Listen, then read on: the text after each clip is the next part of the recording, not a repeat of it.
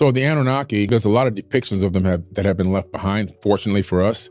So we can see that they were really big people. They were mighty men. If you look at even Gilgamesh, for example, who was only half Anunnaki, every time you see a depiction of him, he's holding a full-grown male lion in his arms with one arm. He's yoking a lion, and he's standing up, and the lion's feet aren't even close to the ground. He was known as a big, big man. They called him a hero of old. They called him a savant. Some of these beings, according to the estimates, could have been as much as 15, 20 feet tall.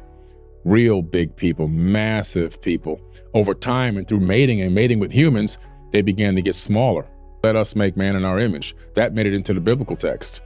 It originates in the tablets. So they're making us in their image. They've cultivated us to look like them. Now, not that we actually are a replica of them, but the similarities are striking. In other words, you can always tell the slight difference. Even in biblical texts, they have the Anak, that's the Anunnaki. It says in their eyes, we were grasshoppers in their eyesight in the Bible. So we're talking about big people.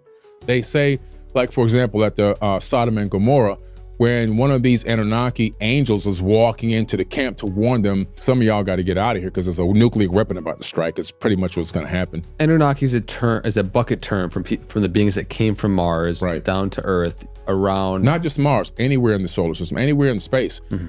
And the reason from them coming, there was a resource issue on Mars or something, is the reason why they came down? Well, not really a resource issue. The reason why they came down is because they felt like they were being overworked. They were commissioned to clean out the Euphrates and Tigris rivers here on Earth, create canals and build cities, and also do the same exact thing on Mars. There were two civilizations running concurrently, one on Mars and one on Earth, according to the tablets, not according to me.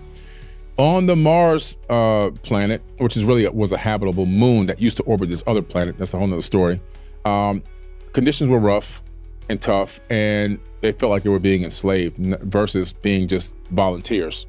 And that's when they said, we've made a lot of demands and none of our demands have been met. So now we're going to fight for what we want. How are you personally discerning what you decide when looking at these ancient texts, which ones you take literally versus metaphorically? It's tough in some ways, like the Enuma Elish, for example. It could be a war that's in our solar system in space with planets colliding into planets and blowing up and all of this. It could be, maybe it's a war. But I see some of that really as the formation of the solar system. You kind of have to have a little bit of understanding and grasp of some astrophysics, some